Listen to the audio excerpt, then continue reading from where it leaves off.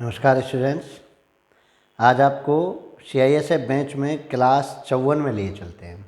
ठीक है, आज आपकी क्लास कौन सी है? क्लास नंबर 54, 75 क्लास का ये सपना जिसमें आप वर्दी पाने की चाहत में इस क्लास को कर रहे हैं, इस बेंच को कर रहे हैं, जिसमें आज क्लास नंबर 54 क्षेत्र मिति। और ये आज की क्लास बहुत खास होने वाली है। खास इसलिए होने वाली है क्योंकि आज की क्लास में हमने क्षेत्र मिति से संबंधित मोस्टली जिन फॉर्मूले पर क्वेश्चन बनते हैं उन फॉर्मूलों को शामिल किया है। तो आज की क्लास आपकी स्पेशल बहुत बेहतर होने वाली है। और बेहतरीन इसलिए भी है, मैंने आपको बताया जैसा कि आज की क्लास में हमने क्षेत्र मिति से संबंधित जितने भी पॉसिबल फॉर्मूले हो सकते थे उन फॉर्मूलों को एक साथ इकट्ठा करके आपके सामने लाए हैं। तो चलिए देर नहीं करते हैं इस क्लास नंबर 54 में। और स्टैंडर्ड क्लासेज आपका स्वागत करती है। 75 क्लास में वर्दी हाथ में बेंच में हम चला रहे हैं। CISF के लिए स्पेशल बेंच है। तो चलिए आज की क्लास का पहला फॉर्मूला आपके सामने है। उन्होंने कहा है कि समांतर चतुर्भुज की क्षेत्रमिति का सूत्र, समांतर चतुर्भुज की क्षेत्रमिति का सूत्र चाहिए आपको। क्षेत्रमिति मतलब क्षेत्रफल। तो समांतर चतुर्भुज होता कौन सा है स्टूडेंट? समांतर चतुर्भुज होता है जिसकी आमने सामने की भुजाएं बराबर हो और समांतर हो। आयत भी एक समांतर चतुर्भुज है, लेकिन आयत में क्या प्रॉपर्टी है कि प्रत्येक कोण जो है 90 डिग्री का होता है। इसमें कोण की कोई बाध्यता नहीं होती। आमने सामने की भुजा कैसी होनी चाहिए? इक्वल होनी चाहिए। और कैसी होनी चाहिए? पैरेलल होनी चाहिए। पैरेलल, ठीक है। तो इक्वल एंड पैरेलल भुजाएं अगर होती हैं तो हम उसको कहते हैं समांतर चतुर्भुज।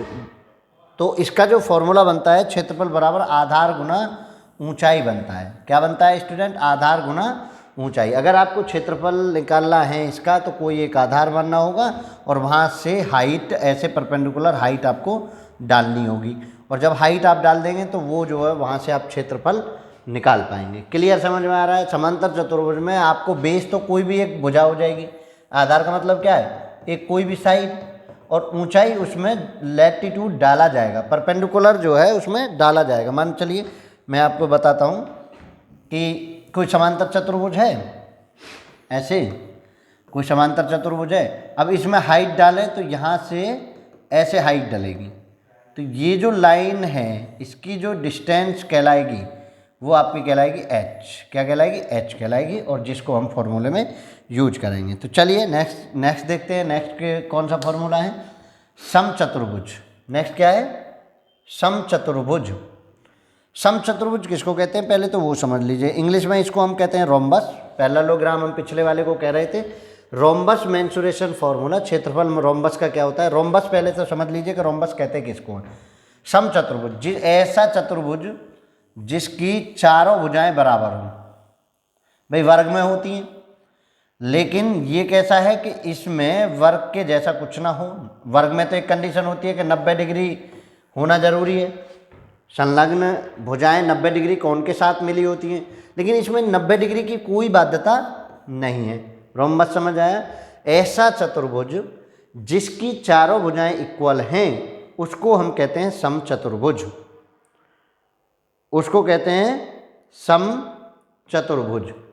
तो अब आप समझिए, क्लियर है? तो समचतुर्भुज क्या है? आप ये चीज़ें जान पाए होंगे कि समचतुर्भुज है जिसकी चारों भुजाएं समान हैं, उसको हम समचतुर्भुज कहते हैं। तो अब बात आती है कि इसका क्षेत्रफल कैसे निकाला जाएगा। इसका क्षेत्रफल कैसे निकाला जाएगा? तो समचतुर्भुज में विकर्ण दे रखे होंगे स्टूडेंट। क्या दे रखे होंगे? विकर्ण। एक डायगोनल ऐसे, एक डायगोनल ऐसे। इन दोनों विकर्णों की मल्टीप्लिकेशन डिवाइडेड बाई 2 आपका होता है क्षेत्रफल। क्या होता है? क्षेत्रफल। समझ पाए?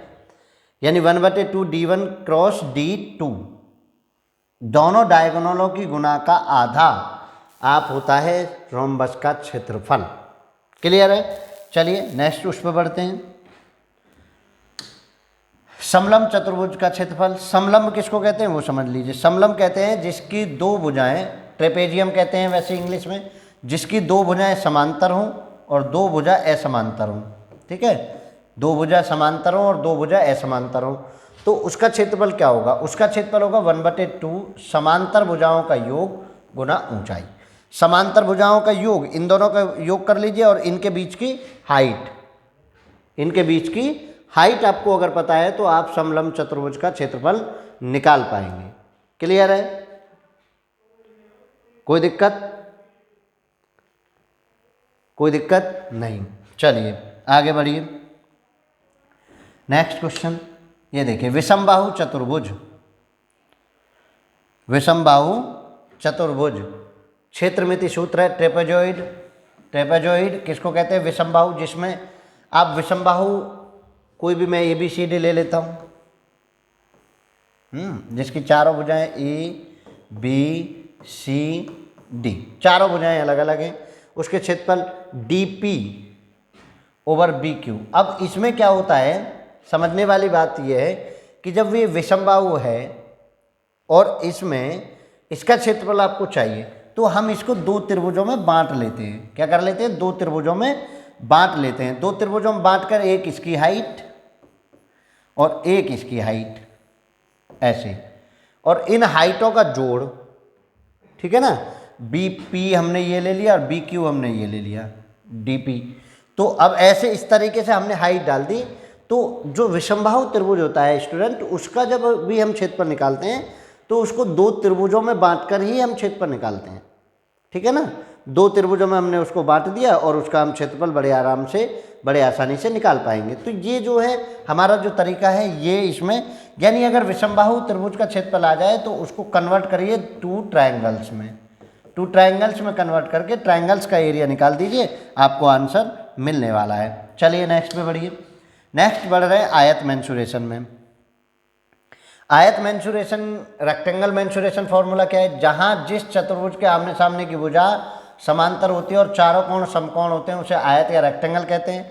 आयत मेंसुरेशन के फॉर्मूला देखिए, क्षेत्रफल लंबाई गुणा चौड़ाई, परिमाप 2 लंबाई प्लस चौड़ाई, और विकर्ण लंबाई का स्क्वायर प्लस चौड़ाई का स्क्वायर का अंडर रूट, ठीक है। L गुना B 2L प्लस B, और ये होगा under root L square plus B square. तो ये जो है ये आयत मेंसुरेशन के सूत्र होते हैं। ये क्या होते हैं? ये आयत मेंसुरेशन के सूत्र होते हैं। तो चलिए जरा समझिए, आगे बढ़िए। वर्ग क्षेत्रमिति का सूत्र, स्क्वायर मेंसुरेशन फॉर्मूला। जिस चतुर्भुज की चारों भुजाएं समान और चारों कोण समकोण होते हैं तो उस चतुर्भुज को वर्ग या स्क्वायर कहते हैं। चारों भुजाएं समान और चारों कोण समान, खूब अच्छे से आप जानते हैं। तो इसका जो क्षेत्रफल है वो भुजा स्क्वायर, साइड यानी A स्क्वायर, परिमिति जो है 4A, और विकर्ण जो है अंडर रूट 2A। इस तरीके से हम इसके तीनों चीज़ें निकाल पाते हैं। तो समझ लीजिए, कई बार विकर्ण पर क्वेश्चन पूछ लिया जाता है, कई बार परिमिति पर, परिधि पर, परिमाप पर क्वेश्चन पूछ लिया जाता है, और कई बार क्षेत्रफल पर क्वेश्चन पूछ लिया जाता है। तो वर्ग क्षेत्रमिति का फॉर्मूला भी आप जान गए। चलिए आगे बढ़ो। इसके बाद नेक्स्ट देखिए, ट्रायंगल मेंसुरेशन में आप चलिए जरा, ट्रायंगल मेंसुरेशन में आप क्या समझेंगे? त्रिभुज क्षेत्रमिति सूत्र। त्रिभुज या ट्रायंगल की परिभाषा, तीन रेखाओं से मिलकर बनी एक आकृति को त्रिभुज ट्रायंगल कहते हैं। प्रत्येक त्रिभुज की तीन भुजाएं और इसके तीनों कोणों का योग 180 होता है। गुणधर्मों के अनुसार त्रिभुज के अलग अलग प्रकार होते हैं। विषमबाहु त्रिभुज, स्केलेन ट्रायंगल मेंसुरेशन फॉर्मूला देखिए, विषमबाहु त्रिभुज का देख लीजिए। इसका कुछ नहीं, पहले तो इसकी परिमाप निकालिए, A plus B plus C over 2, अर्ध परिमाप, परिमाप नहीं अर्ध परिमाप, ठीक है, अर्ध परिमाप, ठीक है, जिसको हम कहते हैं स्टूडेंट S। और अब इसका क्षेत्रफल निकालते हैं तो under root S minus A, S minus B, S minus C निकाल लेते हैं, ठीक है। पहले अर्ध परिमाप निकालिए, A plus B plus C over 2, उसको हमने S में लेट कर लिया। अब under root S minus A, S minus B, S minus C आप फॉर्मुलेशन कर दीजिए, आपको आंसर बन जाएगा। कई बार तो स्टूडेंट ऐसा होता है कि यहाँ से हूबहू क्वेश्चन पूछ लिया जाता है, भाई ऐसे ऐसे सीधे सीधे ही क्वेश्चन पूछ लिया कि विषमबाहु त्रिभुज का निम्नलिखित में से कौन सा फॉर्मूला हो सकता है, तो बता दीजिए। जहाँ S बराबर A plus B plus C over 2 और S under root S minus A, S minus B, S minus C ऐसे लिख देता है, जहाँ S एक अर्ध परिमाप है। तो मतलब आप सीधा सीधा समझ सकते हैं कि सीधा सीधा कैसे होगा। तो ये आप जो है ट्रायंगल मेंसुरेशन से समझ सकते हैं। चलिए आगे बढ़ो। समकोण, समकोण त्रिभुज क्षेत्रमिति सूत्र। समकोण त्रिभुज राइट एंगल किसको कहते हैं आप बहुत अच्छे से जानते हैं, जिसमें एक कोण 90 डिग्री का हो उसको हम समकोण त्रिभुज कहते हैं। क्या कहते हैं, समकोण त्रिभुज कहते हैं। और इसका जो क्षेत्रफल है, दोनों जो लंब बनाने वाली, जो समकोण बनाने वाली वो है, उन दोनों के आपस में गुना का आधा, 1/2 बेस मल्टीप्लाई हाइट। अगर इसको मैं बेस लूँगा तो ये हाइट हो जाएगी, और इसको बेस लूँगा तो ये हाइट हो जाएगी, यानी दोनों ही समकोण बनाने वाली भुजाओं की गुना, समकोण बनाने वाली भुजाओं की गुना। ठीक है, समकोण बनाने वाली भुजाओं की गुना अगर आप कर देंगे तो आपको बहुत आसानी से समकोण त्रिभुज का क्षेत्रफल मिल जाएगा। क्लियर है? चलो आगे बढ़ो बेटा। फॉर्मूला तो हम बता रहे हैं आपको, आपको करना क्या है कि आपको घर बैठकर इन पर प्रैक्टिस करनी है ज़्यादा से ज़्यादा। अगर आपको CIS से निकालना है तो आपको मेहनत तो करनी पड़ेगी। ऐसा नहीं हो सकता कि आप बिना मेहनत करे आप ये सोचें कि नहीं जी मैं निकाल लूँगा, तो ऐसे तो नहीं निकलेगा। क्लियर है ना? चलिए समबाहु त्रिभुज का फॉर्मूला देखिए। समबाहु त्रिभुज का फॉर्मूला जो होता है वो होता है √3/4 गुना भुजा स्क्वायर। ठीक है, ये क्या हुआ, ये त्रिभुज का क्षेत्रफल हुआ समबाहु त्रिभुज का, समबाहु त्रिभुज का क्षेत्रफल, ये समबाहु त्रिभुज का क्षेत्रफल हुआ। अब आप समझिए कि इसकी ऊंचाई, समबाहु त्रिभुज की ऊंचाई, अब देखिए ऊंचाई जो अगर आप निकालेंगे तो वैसे √3/2 भुजा ये होगी। और वैसे भी आप देख लें कि एक भुजा को हमने बेस मान लिया और इससे कंपेयर कर दिया, देखो इतनी हाइट आएगी कि नहीं, गुना h, और कितना हो जाएगा √3/4 भुजा स्क्वायर। तो भुजा से भुजा स्क्वायर कैंसिल और 2 उधर घूम के h, तो √3/2 भुजा बना है ना, बना। तो मतलब जो समबाहु त्रिभुज की जो हाइट होगी वो होगी ये, जिसमें 2 आ जाए भुजा के साथ वो हाइट, और जिसमें 4 भुजा स्क्वायर हो जाए वो क्षेत्रफल। क्लियर है? तो समबाहु त्रिभुज का भी क्षेत्रफल आपने पढ़ लिया। चलो आगे बढ़ो। समबाहु के बाद वृत्त की देखिए। सर्किल की एक परिभाषा यह है कि एक निश्चित बिंदु से समान दूरी पर स्थित बिंदुओं के संच को वृत्त यानी सर्कल कहते हैं। यह निश्चित बिंदु वृत्त का केंद्र कहलाता है। केंद्र और वृत्त की परिधि सर्कमफ्रेंस, किसी भी बिंदु के बीच की दूरी वृत्त की त्रिज्या कहलाती है। वृत्त एक साधारण बंद वक्र होता है जो समतल के 2 क्षेत्रों में विभाजित करता है, जो कि एक आंतरिक और एक बाहरी है। तो ये हमें डेफिनेशन तो खैर कभी कभी पूछता है, इसलिए हमने लिख भी दिया है, आप चाहें तो नोट कर सकते हैं, लेकिन इसके फॉर्मूले बहुत आयत पूछे जाते हैं। क्षेत्रफल देखिए इसका πr², कितना, πr²। r क्या है यहाँ से, रेडियस है, बहुत अच्छे से जानते हैं आप, रेडियस यानी त्रिज्या, हिंदी में इसको क्या कहते हैं, त्रिज्या है। और देखिए परिधि क्या होगा, 2πr। अब मैं आपको समझा देता हूँ कि क्षेत्रफल तो हो गया ये पूरा पार्ट, ये पूरा पार्ट जो है ये क्षेत्रफल हो गया। परिधि क्या हो गई, ये बाहर की गोलाई, इसको हम परिधि कहेंगे, ये बाहर की गोलाई जो है ये परिधि। तो ये क्या होती है 2πr, और क्षेत्रफल क्या होता है πr²। चलो आगे बढ़ो।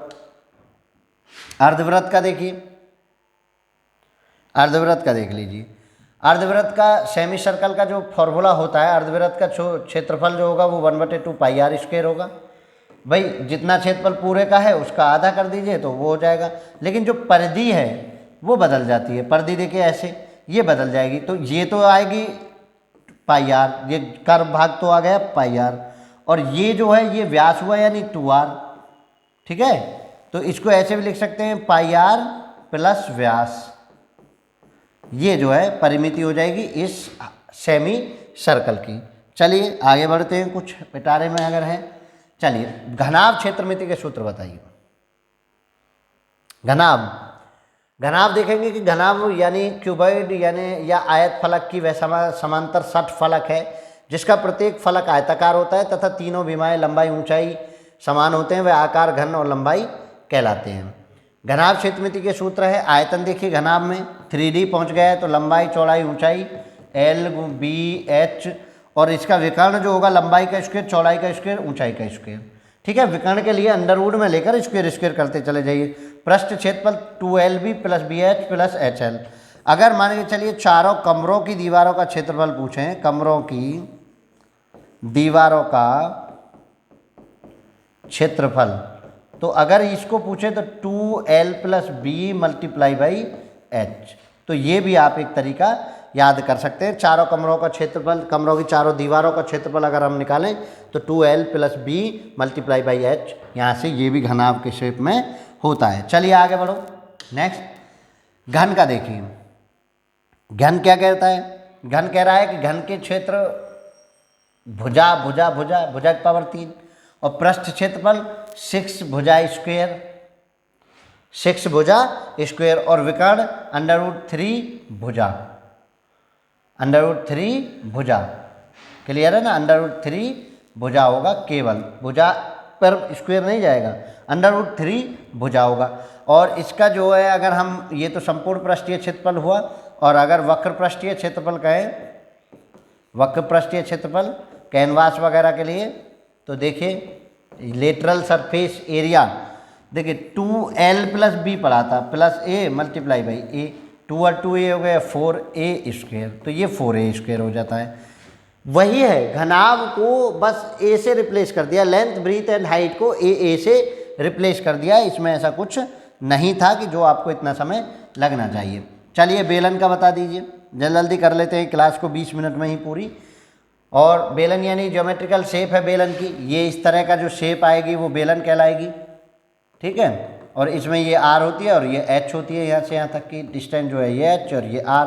तो अब देखिए आयतन तो इसका पाई r स्क्वायर होता है, वक्र पृष्ठ 2 पाई r h हो गया, पूर्ण पृष्ठीय क्षेत्रफल 2 पाई r h प्लस 2 पाई r स्क्वायर, यानी इसका क्षेत्रफल पाई r स्क्वायर और इसका क्षेत्रफल पाई r स्क्वायर। ये हमने संपूर्ण पृष्ठ में क्षेत्र ऐड करना है, और ये जो बाकी का यहाँ से यहाँ तक का जो क्षेत्रफल है ये हमें 2 पाई आर एच है।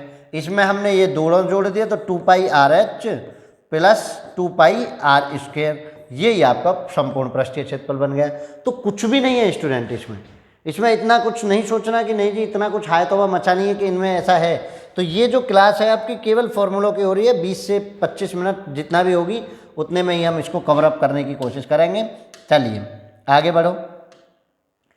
शंकु क्षेत्रमिति सूत्र है शंकु का। देखिए शंकु कौन 3 डायमेंशनल स्ट्रक्चर है जो कि एक शीर्ष बिंदु एक आधार को मिलाने वाली रेखाओं द्वारा निर्मित होता है। यदि किसी शंकु का आधार एक वृत्त हो और वह लंबवृत्तीय शंकु होता है, यह समान आधार और ऊंचाई के बेलन यानी सिलेंडर के 1/3 भाग के बराबर होता है। अब सिलेंडर का 1/3 भाग है तो आयतन तो सिलेंडर का 1/3 भाग कर दिया, पृष्ठ क्षेत्रफल पाई आर एल और पाई आर स्क्वायर। देखिए ये हम जो है ऐसे चलाते हैं, ये देखिए अब इसकी ये जो स्लैंट हाइट है ये तो एल होगी और ये सीधी वाली हाइट है एच और ये आर। तो इसका जो पूर्ण पृष्ठीय क्षेत्रफल होगा देखो पाई आर स्क्वायर, तो ये नीचे वाले पृष्ठ का हो गया और इस कर्व पृष्ठ का जो हो गया पाई आर एल। तो संपूर्ण पृष्ठ क्षेत्रफल में ये जुड़ जाएगा, केवल वक्र पृष्ठ क्षेत्रफल में पाई आर एल हो जाएगा। और इसमें जब आप एल निकालेंगे तो L square plus R square plus H square, ये फॉर्मूला भी आप मोस्टली पढ़ लीजिए। L square equal to R square plus H square, L square equal to R square plus H square, ये भी आप फॉर्मूला पढ़ेंगे। कोई दिक्कत किसी को किसी प्रकार की? जहाँ तक मैं समझता हूँ आप बड़े आसानी से इन चीज़ों को कवर अप कर रहे हैं। चलिए नेक्स्ट, गोला क्षेत्रमिति का सूत्र।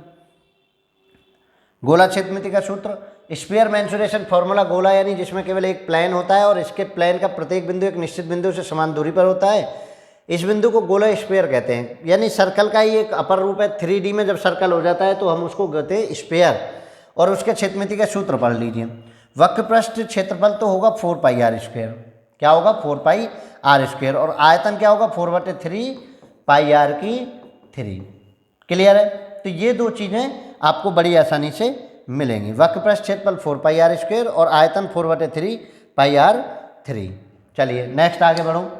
अब देखिए अर्धगोला का देख लीजिए। अर्धगोला में क्या है स्टूडेंट? अर्धगोला बहुत आसान है, बस जो गोला था उसका ही आधा कर दिया अर्धगोला के लिए। तो वक्र पृष्ठ क्षेत्रफल जो 4 पाई आर स्क्वायर था वो हो गया 2 पाई आर स्क्वायर। आयतन जो 4 पाई/3 आर की 3 था वो 2 पाई आर की 3। अब इसमें जब गोले को आपने आधा कट कर दिया, ऐसे करके गोले को कट कर दिया, देखिए ऐसे करके आपने गोले को कट कर दिया और ये 3D शेप बना दिया। जब आपने ऐसे गोला बना दिया तो इसमें पूर्ण पृष्ठीय क्षेत्रफल में आप क्या क्या बढ़ा लेंगे? 2 पाई आर स्क्वायर वक्र पृष्ठीय क्षेत्रफल हो गया, पाई आर स्क्वायर और ऐड हो गया ये वाला, तो इक्वल टू कितना हो जाएगा 3 पाई आर स्क्वेयर। भाई 2 पाई आर स्क्वेयर तो इधर वाला हो गया, पाई आर स्क्वेयर इसके फेस का हो गया, तो ये हो गया 3 पाई आर स्क्वेयर। तो इस तरीके से आपने इन सभी फॉर्मूलों को पढ़ा और जाना कि कैसे कैसे हम फॉर्मूले क्षेत्रमिति में यूज करते हैं। तो आज की क्लास बहुत छोटी होने वाली है, 20 मिनट में आपने सभी फॉर्मूलों को पढ़ा है। तो चलिए आज की क्लास में इतना ही, नेक्स्ट क्लास में मिलते हैं फिर नए क्वेश्चंस के साथ। इसमें हमने फार्मूले को आपको साथ डिस्कस किया, काफ़ी डिमांड थी कि भैया फार्मूले वगैरह बता दीजिए, तो आपको फार्मूले बता दिए गए हैं। तो चलिए आज की क्लास में इतना ही काफ़ी। जय हिंद, जय भारत।